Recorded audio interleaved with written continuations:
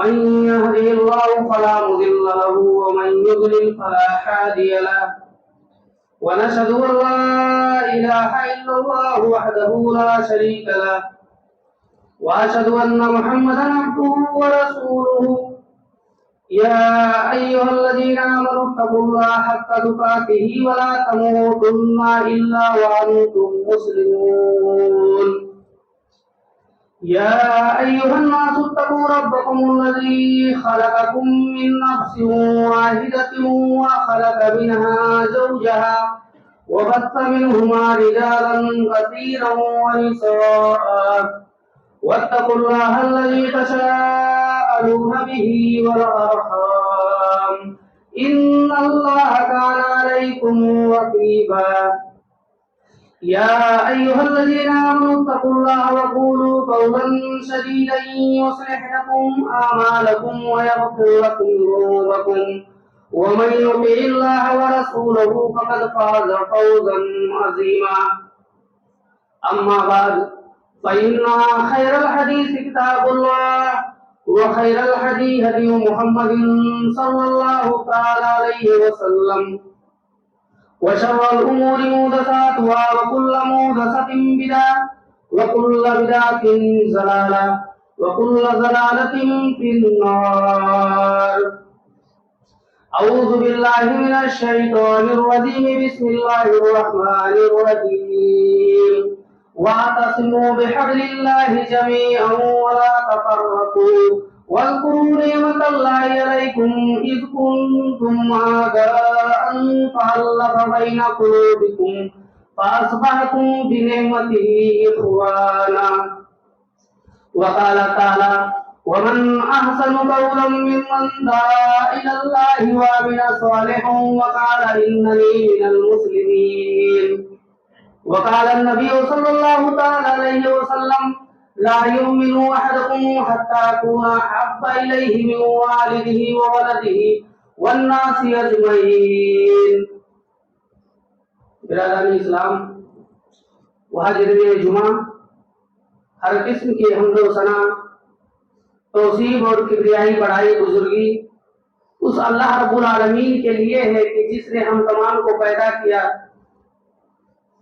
اور ہم کو یوں ہی بیکار اور بے بس بھٹکتا ہوا نہیں چھوڑا، بلکہ ہمارے رشد و ہدایت کے لیے اللہ رب العالمین نے اس دنیا فانی کے اندر انبیاء علیہ الصلوۃ والسلام کو نبوت فرمایا۔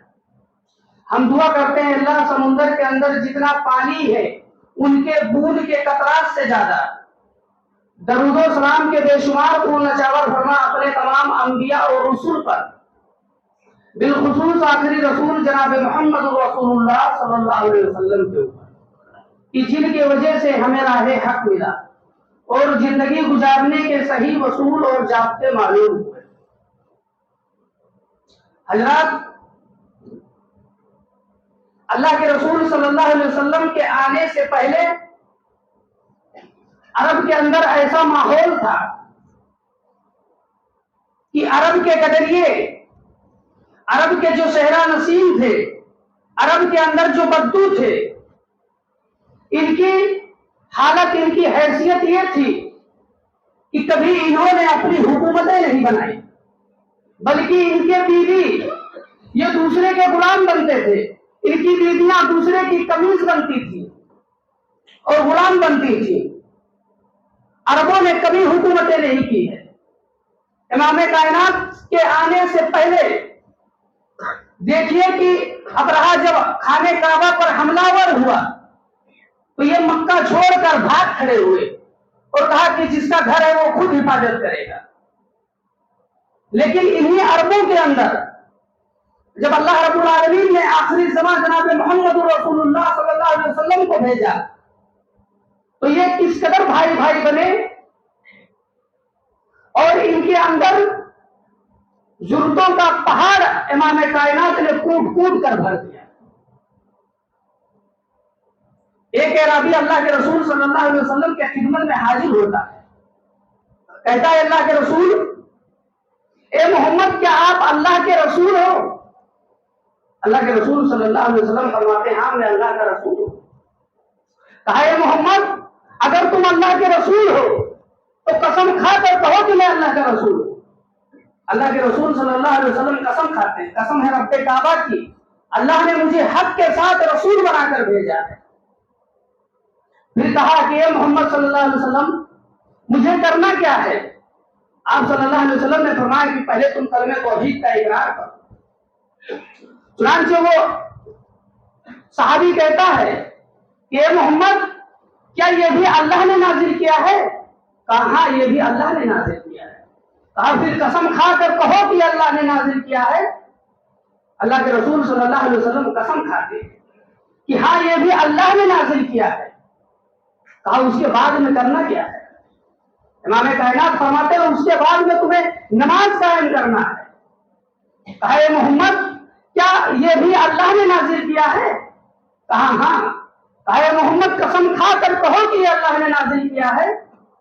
امام کائنات قسم کھاتے ہیں، کہتے ہیں رب کعبہ کی قسم یہ اللہ ہی نے نازل کیا ہے۔ کہا اس کے بعد میں کیا کرنا ہے؟ کہا اس کے بعد تم زکات ادا کرو۔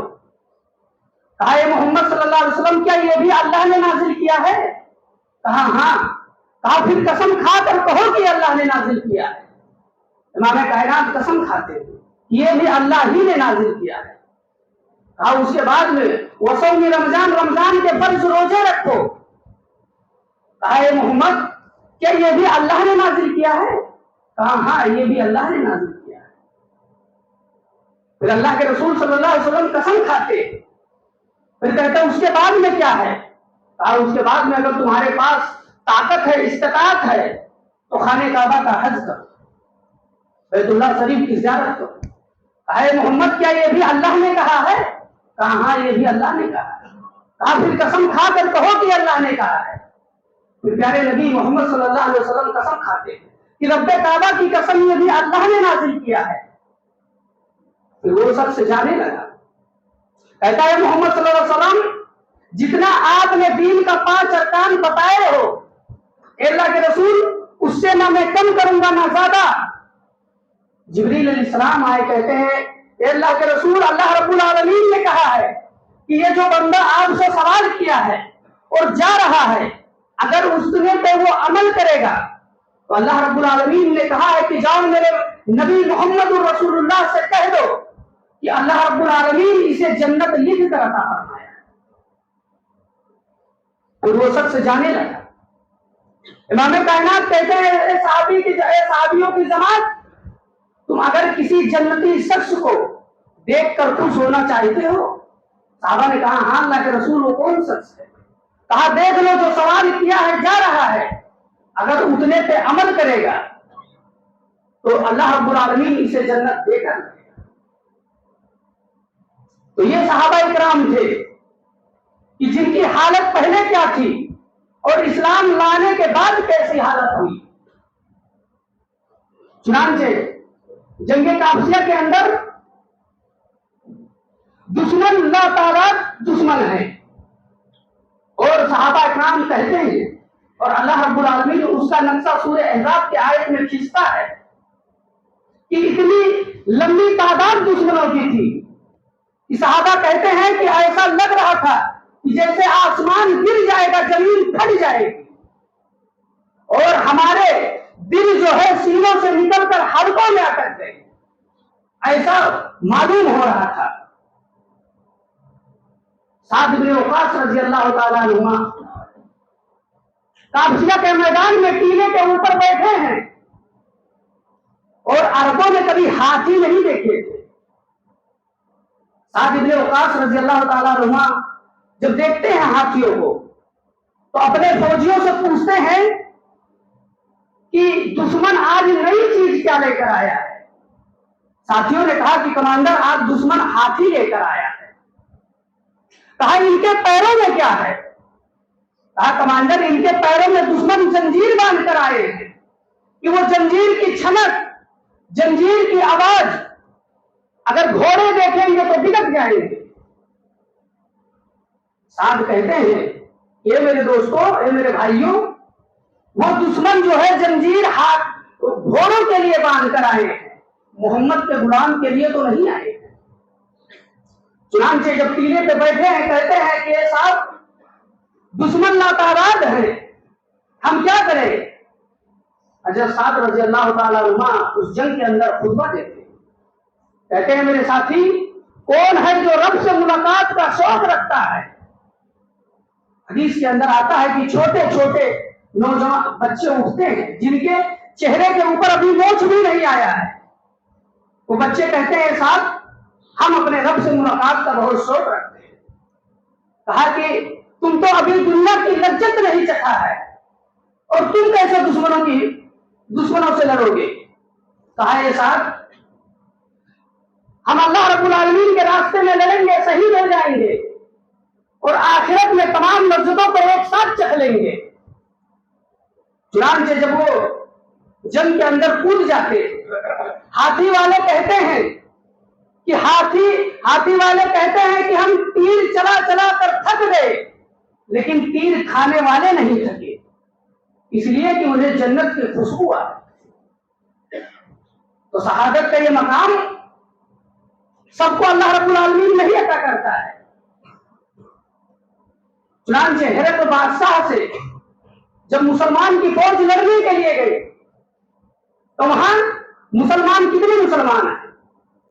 8,000 मुसलमान हैं और कुफार की तादाद 1.5 लाख है।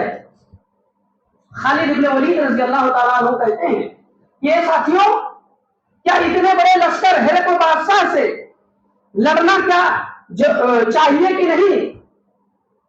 तो साथियों ने कहा कि कमांडर, इतनी बड़ी तादाद से मैं तो 8,000 फौज को नाकाफी नहीं समझता हूं, लेकिन इतने बड़े तादाद से लड़ने के लिए मैं जरूरी नहीं समझता हूं। आप अमीरुल मोमिनीन के पास, फारूक आजम रज़ी अल्लाह ताला अन्हुमा के पास खत लिखिए कि मदीना से कुछ फौज यहां रवाना कर दे। चुनांचे जब कासिद खत को लेकर अमीरुल मोमिनीन के पास पहुंचता है, फारूक आजम के पास पहुंचता है, तो ऐसा के वक्त पहुंचता है। खत के अंदर लिखा है कि अमीरुल मोमिनीन, मदीना से कुछ फौज हमारे पास भेज दीजिए, यहां दुश्मन 1.5 लाख के करीब है। तमाम सहाबा इकराम के सामने सन्नाटा है और मदीना के अंदर कोई फौज नहीं है।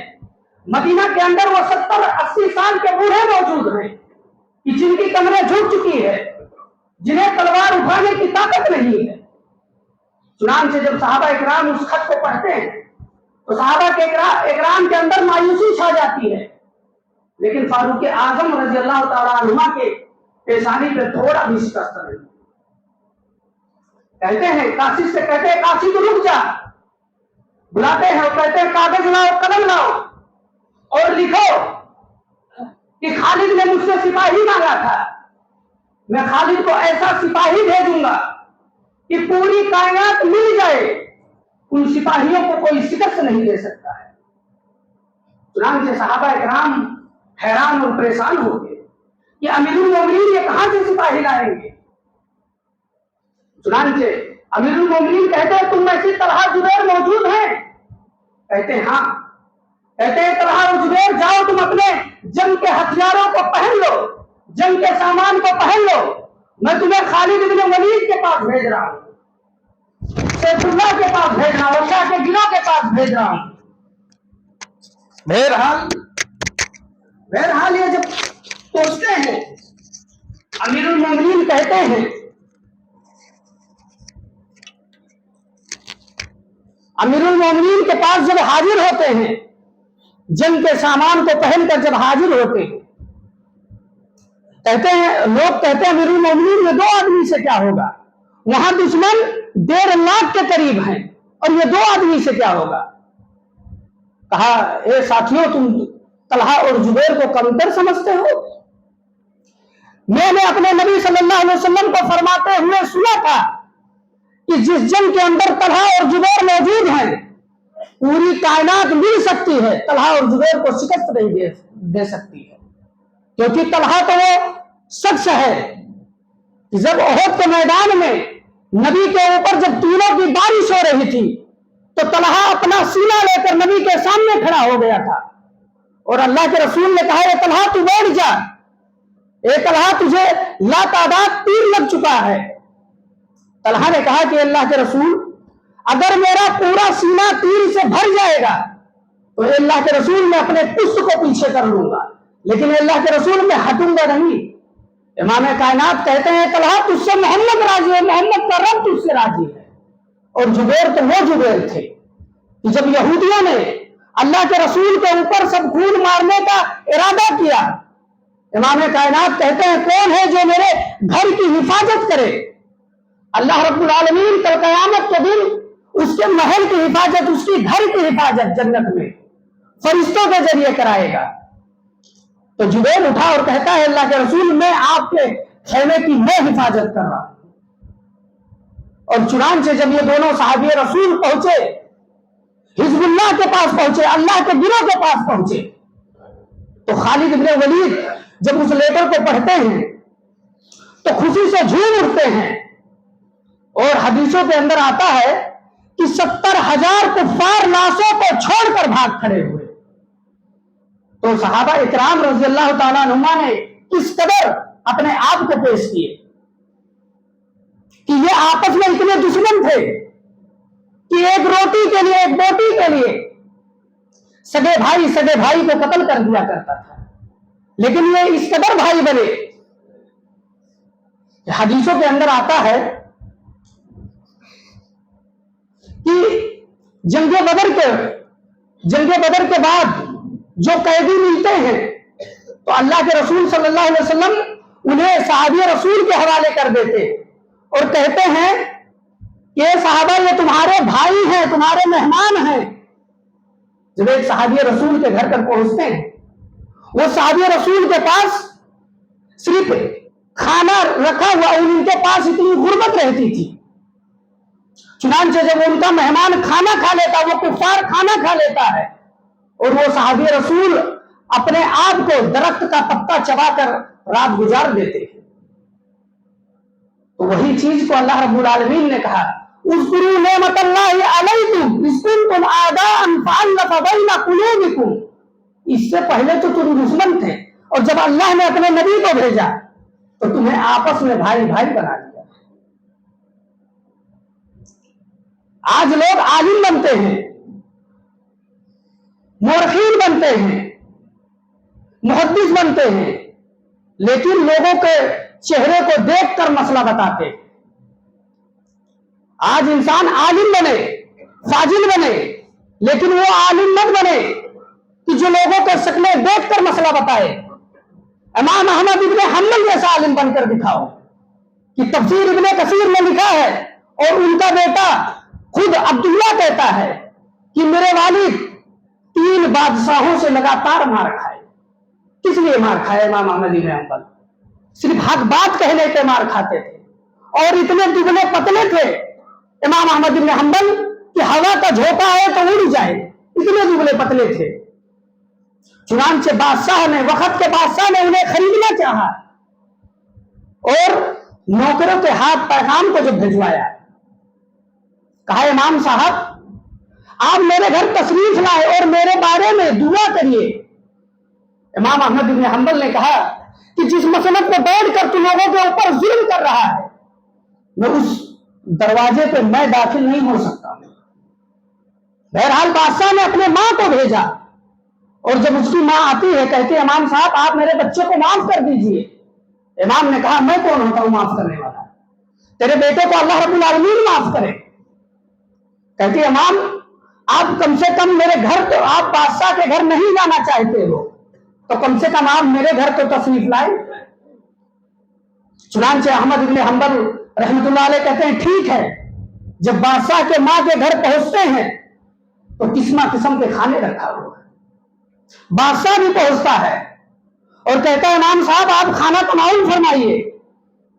امام صاحب کہتے ہیں کہ یہ میری ماں کھانے کو اٹھا لے، تیرے گھر میں آنے سے پہلے احمد بن حنبل روزے کی نیت کیا ہے، میں تیرے گھر کھانا بھی نہیں کھاؤں گا۔ تو یہ اصل دین کے عالم یہ تھے، جس طریقے سے قرآن نے کہا ہوا وَمَنْ أَحْسَنُ قَوْلًا مِّمَّنْ دَعَا إِلَى اللَّهِ وَعَمِلَ صَالِحًا وَقَالَ إِنَّنِي مِنَ الْمُسْلِمِينَ، کہ اصل میں یہ دین کے رہبر تھے امام صاحب کے زمانے میں جب مصر کے اندر امام صاحب خطبہ دیتے ہیں جمعہ کا، اور جمعہ کے وقت انہیں ایک پیغام ملتا ہے کہ یہاں کا بادشاہ ایک غریب کے عورت سے جبرن نکاح کر لیا ہے۔ چنانچہ بادشاہ نے اس کے زمانے میں، بادشاہ کے زمانے میں ایک غریب انسان کی بیوی بہت خوبصورت رہتی تھی، بہت خوبصورت تھی، اور جب بادشاہ سوچا کہ میں اس سے نکاح کر لوں، شادی کر لوں، بہرحال جب اس عورت کو بلاتا، بادشاہ جب عورت کو بلاتا ہے کہتا ہے کہ تو اپنے شوہر سے طلاق لے لے۔ اس نے کہا میں نہیں لوں گا۔ پھر اس کے خامن کو بلایا اور بادشاہ نے کہا تو اس سے طلاق دے دے اسے۔ اس نے کہا میں نہیں دوں گا۔ بہرحال بادشاہ نے عالموں سے مسئلہ پوچھا کہ ابھی کیا کیا جائے؟ تو 2 ٹکے کے امام تو ہوں گے، 2 وقت کے امام، 2 رکعت کے، تو انہوں نے فتویٰ دیا بادشاہ صاحب آپ کے پاس تو سلطنتیں ہیں، پولیس ہے، دروگا ہے آپ کے پاس، ایک کام کریے اس سے شوہر کو آپ دھمکائیں، ڈرائیں، اگر وہ ڈر گیا طلاق دے دیا تو آپ اس سے شادی کر سکتے ہیں۔ بہرحال بادشاہ نے ایسا ہی کیا۔ امام احمد بن حنبل جب مصر کے اندر خطبہ دے رہے ہیں جمعے کا، اور اسی جمعے کے خطبے میں کہتے ہیں کہ بادشاہ لوگوں کے اوپر ظلم کر رہا ہے، اس لیے کہ جبرن طلاق نہیں ہوتا ہے، اور یہ بادشاہ اس غریب کے اوپر ظلم کر رہا ہے۔ بادشاہ بھی اسی مسجد میں نماز پڑھنے کے لیے آیا ہے، اور جب امام صاحب نے یہ الفاظ کہا ترنت امام کو پکڑ لیا گیا، اور امام کو پکڑ کر ہاتھ پاؤں توڑ دیا گیا، اور رسی میں امام کو باندھ کر مدینہ کی گلیاں گھمائی جا رہی ہے، اور اس کے نوکر کہتے ہیں دیکھ لو جو بادشاہ سے الجھے گا، جو بادشاہ کے خلاف جائے گا، بادشاہ اس کا یہی حال کرتا ہے۔ امام صاحب کہتے ہیں مدینے والوں سن لو، میں نے بادشاہ کے خلاف تقریر نہیں کیا تھا، میں نے حدیث رسول سنایا تھا، اور مجھے حدیث رسول سنانے پہ بادشاہ نے یہ میرے اوپر ظلم کیا ہے۔ امام احمد بن حنبل رحمۃ اللہ علیہ جب بھی کوئی ان کی بات کرے تو ایک عجیب کس ان کی باتوں میں ہے۔ چنانچہ عیسی الدین عبدالسلام کا واقعہ مورخین نے اسے ذلی قلم کے ساتھ لکھا ہے کہ دمشق کے مسجد میں جمعہ پڑھائے، اور جمعہ پڑھانے کے بعد نمازیوں نے انہیں روکا دیا، پرچی دیا، اور کہا کہ امام صاحب کاروبار کی حالت بہت خراب ہے، اور یہاں کا بادشاہ ہم لوگوں کے اوپر ظلم کر رہا ہے، پاکٹ میں ٹیکس لگا رہا ہے۔ امام صاحب پرچی کو پڑھ کر واپس جیب میں رکھ دیتے۔ چنانچہ جب جمعہ کا خطبہ دے کر نماز پڑھا کر ختم کیے، لوگوں نے کہا امام صاحب آپ کیا بادشاہ سے ڈر گئے؟ امام نے کہا کیا بات ہوئی؟ کہا امام صاحب ہم نے آپ کو روکا دیا تھا، اور آپ پڑھ کر چپ چاپ جیب میں رکھ لیے۔ امام صاحب نے کہا جب تک اس چیز کی میں تحقیق نہیں کر لوں گا، جب تک میں بادشاہ سے نہیں پوچھوں گا۔ نمازیوں نے کہا کہ امام صاحب واقعی میں بادشاہ کاروبار اس بے روزگاری کے دور میں بادشاہ ہمارے اوپر ظلم کر رہا ہے، ٹیکس لگا رہا ہے۔ عیسی الدین عبدالسلام رحمۃ اللہ علیہ جمعہ پڑھا کر اپنے گھر نہیں گئے، سیدھے بادشاہ کے دربار میں پہنچ گئے، اور بادشاہ کے نوکر کہتے امام کیا ہوا؟ کہتے جاؤ بادشاہ سے کہہ دو عیسی الدین ملنے آیا ہے اس سے۔ چنانچہ جب اس کے درباری جاتے ہیں، بادشاہ دوڑ کر امام کے استقبال کے لیے پہنچتا ہے، پاؤں میں چپل بھی نہیں ہے۔ اس کے درباری دیکھ کر حیران ہے کہ ایک مولوی کے لیے، ایک عالم کے لیے بادشاہ دوڑ کر آیا ہے، پاؤں میں چپل بھی نہیں ہے۔ اور جب امام سے پوچھتا ہے امام صاحب کیا ہوا؟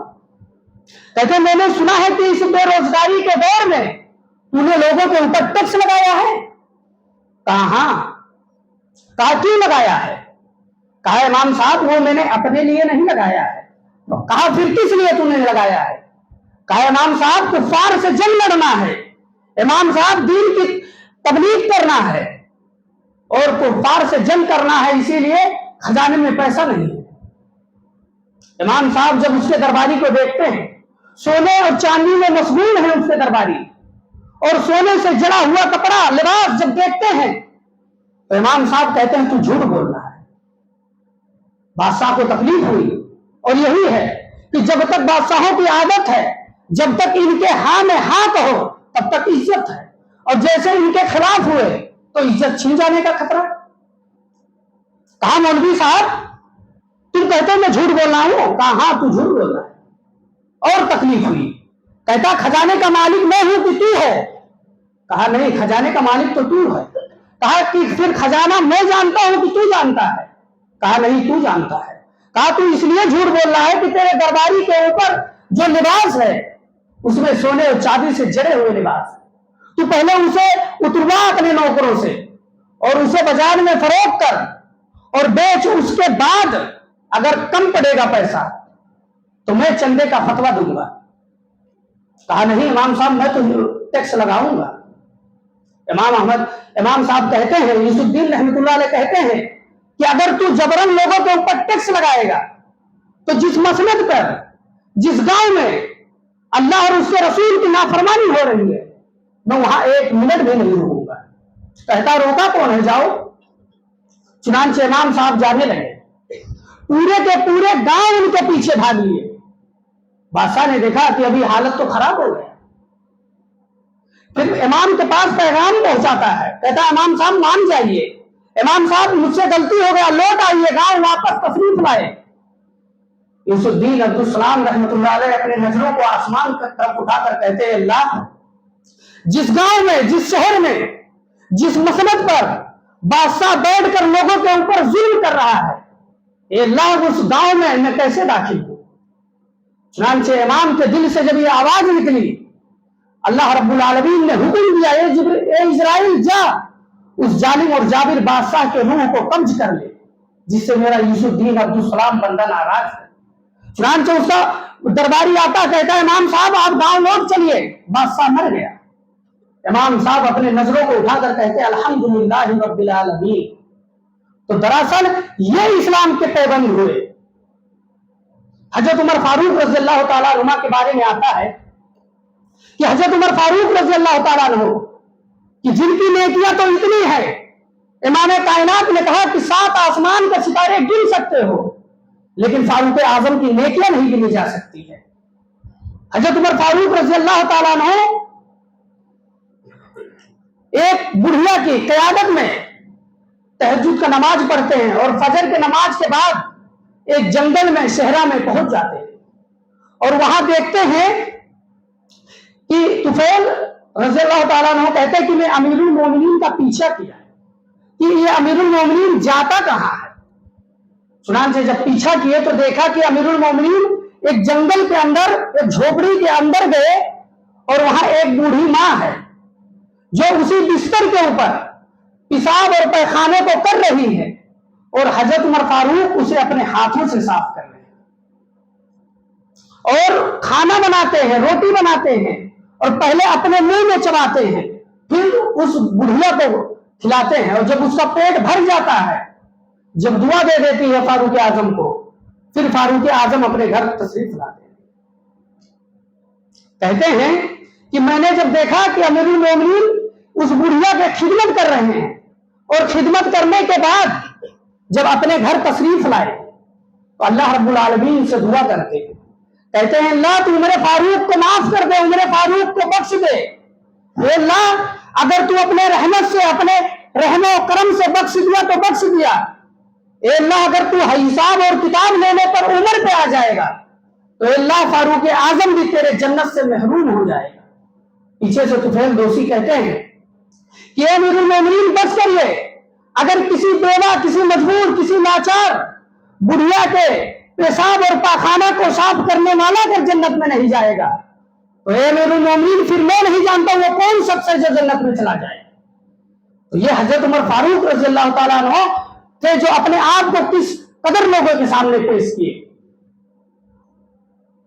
چنانچہ حضرت عمر فاروق رضی اللہ تعالیٰ عنہ عمر ابن عاص رضی اللہ تعالیٰ عنہ کو ہنس کا گورنر بنا کر بھیجتے، سعید ابن عامر کو ہنس کا گورنر بنا کر بھیجتے اور فاروق اعظم کا یہ दौरा रहता था, कहीं पे भी गवर्नर बनाते थे तो वहां जाते थे, लोगों से पूछते थे कि हमने जो तुम्हें गवर्नर दिया है वो ठीक ठाक काम कर रहा है कि नहीं। चुनांचे हजरत उमर फारूक जब हिंद से जाते हैं तो कहते हैं, हिंद वालों, हमने जो तुम्हें गवर्नर दिया है सईद इब्ने आमिर को, उसे तुमने कैसा पाया है। कहा, अमीरुल मोमिनीन, उसके अंदर करीब 4 ऐब पाया जाता है। हजरत उमर फारूक रज़ी अल्लाह ताला अन्हुमा कहते हैं कि सईद इब्ने आमिर को नोटिस दो और कहो कि कल दरबारे खिलाफत में सईद इब्ने आमिर को आना पड़ेगा और उनके ऊपर 4 इल्जामात लगाया गया है, उसके बारे में सफाई पेश करें।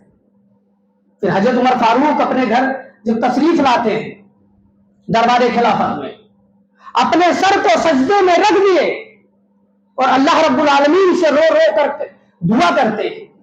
कहते हैं, अल्लाह, आज तक उमर ने किसी नाअहल को अहल के कुर्सी पे नहीं बैठाया था। ए अल्लाह, सईद इब्ने आमिर के ऊपर लोगों ने 4 इल्जामात लगाए। ए अल्लाह, कोई ऐसा माकूल जवाब पैदा कर दे जो सईद इब्ने आमिर आवाम के सामने दे तो लोगों का मुंह बंद हो जाए। सुबह दरबारे खिलाफत लगाई गई। फारूक आजम पूछते हैं कि सईद इब्ने आमिर, पहला लोगों ने यह शिकायत किया है कि तुम फजर के बाद लोगों की शिकायत क्यों नहीं सुनते हो और रात में किसी की शिकायत क्यों नहीं सुनते हो, और तीसरा यह है कि तुम जो है हफ्ते में 1 दिन छुट्टी क्यों करते हो। सईद इब्ने आमिर रज़ी अल्लाह ताला, और चौथा यह कि तुम्हें मिर्गी का दौरा पड़ता है, तुम उसका इलाज क्यों नहीं कराते हो। सईद इब्ने आमिर कहते हैं, नजरे आसमान पर उठाकर कहते हैं, अल्लाह, आज तक ये अपनी राज में किसी से कहना नहीं चाहता था, लेकिन ए अल्लाह, आज तेरे सईद इब्ने आमिर का इज्जत का सवाल है, ए अल्लाह, आज मुझे कहना पड़ेगा। कहते हैं, अमीरुल मोमिनीन, मैं फजर के बाद लोगों की शिकायत इसलिए नहीं सुनता हूं कि फजर की नमाज पढ़ाने के बाद जब मैं अपने घर जाता हूं तो मेरी बीवी नीली है, लंगड़ी है, अंधी है। ये अमीरुल मोमिनीन, उसे मैं अपने हाथों से खाना बनाकर खिलाता हूं और उसके जिस्म के गलाजत को मैं साफ करता हूं। ये अमीरुल मोमिनीन, जब मैं पहुंचता हूं दरबारे खिलाफत में तो ए अमीरुल मोमिनीन, सूरज निकल जाता है, इसमें मेरा क्या कसूर है।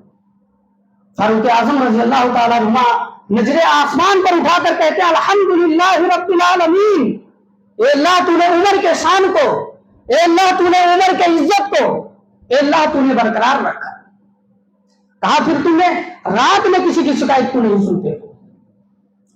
कहा, ए अमीरुल मोमिनीन, मैं सिर्फ नमाजी हजरात से पूछिए कि सिर्फ मैं फर्ज नमाज पढ़ता हूं, फर्ज नमाज पढ़कर दरबारे खिलाफत में पहुंच जाता हूं, लोगों की शिकायतें सुनना रहता है।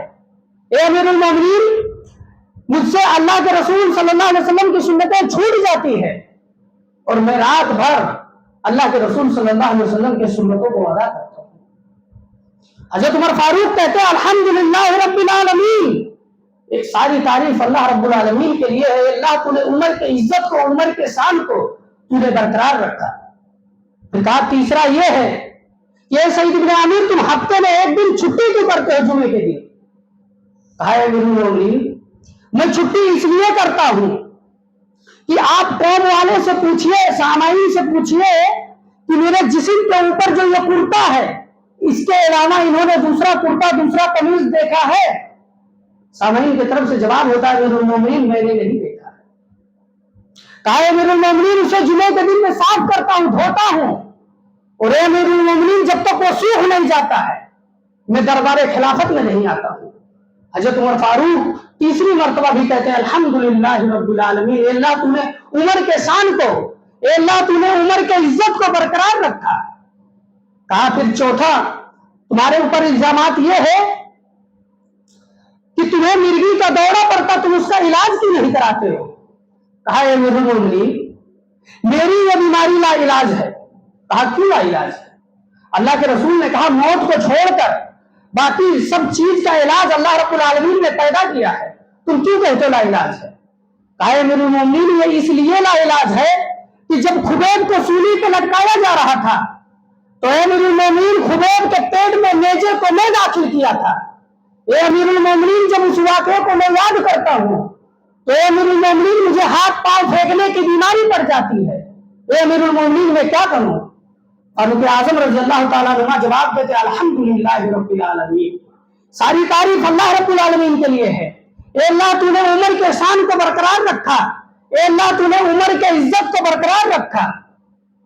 تو اللہ رب العالمین نے جس طریقے سے انہیں کہا کہ رضی اللہ عنہم ورضوا عنہ، یہ اللہ سے، اللہ ان سے راضی ہو گیا اور یہ اللہ کو راضی کر لیا۔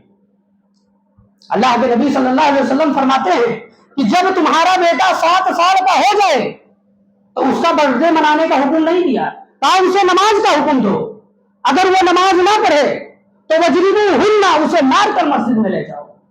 چلو آج 35-40 چلو بیٹا ہے، اگر نماز نہیں پڑھتا، باپ کو حکم ہے مارے، لیکن وہ 35-40 سال کا باپ ہی نماز نہیں پڑھتا ہے تو دادا تو ہے نہیں، مارے۔ مسلمانوں آج یہ جمعے کی نماز ہم پڑھ رہے ہیں، جمعے کی نماز سے کیا ہوتا ہے؟ یہ تو ایک نوافل عبادت ہے، جو فرض نہیں پڑھتے ہیں تو وہ جمعے سے کیا ہوتا ہے؟ جمعے کی نماز ایک نوافل نماز ہے، اس کے پڑھنے سے تو کیا حاصل ہے؟ جب انسان 5 وقت نماز اگر نہ پڑھے، حضرت عمر فاروق رضی اللہ تعالیٰ عنہما کے دور میں ایک شخص مسجد میں آیا اور نماز ادا کیا، نماز فجر کے بعد، وہ فجر کی نماز کے بعد 1 رکعت ادا کرنے لگا۔ فاروق اعظم رضی اللہ تعالیٰ عنہ پوچھتے ہیں کہ اپنے پولیس، اپنے سپاہی سے کہتے ہیں کہ اس کا نام ڈائری پہ نوٹ کر لو۔ سپاہیوں نے کہا کہ امیر المومنین باقاعدہ یہ مسجد میں پہلے آ جانے والے ہیں، لیکن امیر المومنین ہو سکتا ہے پیشاب پخانہ قضائے حاجت میں چلا گیا ہو، امیر المومنین رہنے دو، اس کا نام مت لکھو، یہ نمازی ہے، باقاعدہ نماز میں پہنچتا ہے پہلے پہنچنے والا سے۔ امیر المومنین نے کہا کہ میں کہہ رہا ہوں اس کا نام ڈائری پہ نوٹ کر لو، تم کہتے ہو یہ صحیح ہو سکتا ہے، لیکن اللہ کے رسول نے کہا کہ عشاء اور فجر کی نماز یہ منافقوں کے اوپر بھاری پڑتی ہے، اور اگر یہ 3 دن تک مسلسل اگر یہ لیٹ آئے گا تو اللہ کے رسول کے دور میں جو منافقین کو سزا دیا جاتا تھا وہ اسے بھی سزا دیا جائے گا۔ حضرت عمر فاروق رضی اللہ تعالیٰ عنہ، موطا امام مالک کے اندر روایت ہے کہ جب کسی صوبے کے گورنر کو گورنر بنا کر بھیجتے تھے تو کہتے تھے گورنروں میرے نزدیک سب سے اہم عبادت نماز ہے، اگر تمہارے اندر کوئی کمی کوتاہی ہوئی تو فاروق اعظم اسے ترک کر سکتا ہے، چھوڑ سکتا ہے، لیکن اگر تم نماز ترک کر دیے، چھوڑ دیے تو تمہیں اس کا سزا دیا جائے گا۔ اس لیے نہیں کہ عوام پڑھے، آج تو لوگ اسی لیے تو کرتے ہیں کہ بھلا آدمی سمجھے کہ میں بہت بڑا نمازی ہوں، بہت بڑا متقی ہوں، تو کہا اس لیے کہ جب تم نماز پڑھو گے تو بے شرمی سے دور رہو گے، بے حیائی سے دور رہو گے، غیبت اور چغلی سے دور رہو گے، اسی لیے میرے نزدیک سب سے اہم عبادت نماز ہے، جس کو قرآن نے کہا کہ اتل ما اوحی الیک من الکتاب واقم الصلاۃ ان الصلاۃ تنہی عن الفحشاء والمنکر ولذکر اللہ اکبر، کہ جب بندہ نماز پڑھے گا تو بے شرمی سے، بے حیائی سے دور رہے گا۔ تو اسی لیے فاروق اعظم رضی اللہ تعالیٰ عنہ جب کسی شعبے کے گورنر بنا کر بھیجتے تھے تو انہیں پہلے تاکید کرتے تھے کہ میرے نزدیک سب سے اہم نماز ہے۔ آج مسلمان کیوں جاہل ہیں؟ آج اکثر مسلمان کی تعداد جاہل ہیں۔ کیوں جاہل ہے؟ کہ جس کی پہلے آیت اترتی ہے علم سے چالو ہوتا ہے، اسلام کا آغاز پہلے علم سے چالو ہوا، آج وہی مسلمان جاہل ہیں۔ کیوں جہالت کرتے ہیں اور کہتے ہیں کہ ہم اسی لیے ذلیل ہیں، تو ذلیل اور خوار رسوا ہے۔ اللہ رب العالمین نے کہا کہ وَلَا تَهِنُوا وَلَا تَحْزَنُوا وَأَنْتُمُ الْأَعْلَوْنَ إِن كُنتُم مُؤْمِنِينَ۔ اے مسلمانوں حکومت تمہیں ملے گی، سربلندی تمہیں ملے گی، کس لیے ملے گی؟ ان کنتم مومنین، پہلے مومن بن کر دکھاؤ۔ آج مومن نہیں ہے۔ وما قدر اللہ حتی قدرہ، ہم نے اللہ کی قدر نہیں کی، تبھی تو ہم ذلیل ہیں، خوار ہیں، رسوا ہیں۔ اگر ہم اللہ کی قدر کرتے جس طریقے سے صحابہ اکرام نے قدر کیا، اگر ہم اللہ کی قدر کرتے، وما قدر اللہ حتی قدرہ، اگر ہم اللہ کی قدر کرتے تو آج ہماری سربلندی آسمان چھوٹی، آج نہیں چھوٹ رہی ہے۔ ضربت علیکم الذلۃ والمسکنۃ اگر تم اللہ رب العالمین کے احکامات کو بھول جاؤ گے تو جس طریقے سے اللہ رب العالمین نے یہود و نصارہ کو ذلیل و خوار رسوا کر دیا اسی طریقے سے ہمیں بھی کر دے گا۔ اور آخری میں دعا اللہ رب العالمین سے اللہ اور جمیع مسلمانوں کو صراط مستقیم پہ چلنے کی توفیق عطا فرما۔ اے اللہ ہم سب کو نماز پڑھنے کی توفیق عطا فرما۔ اے اللہ ہم سب کے گھر میں بیوی بچے جتنے بے نمازی ہیں اللہ سب کو نماز پڑھنے کی توفیق عطا فرما۔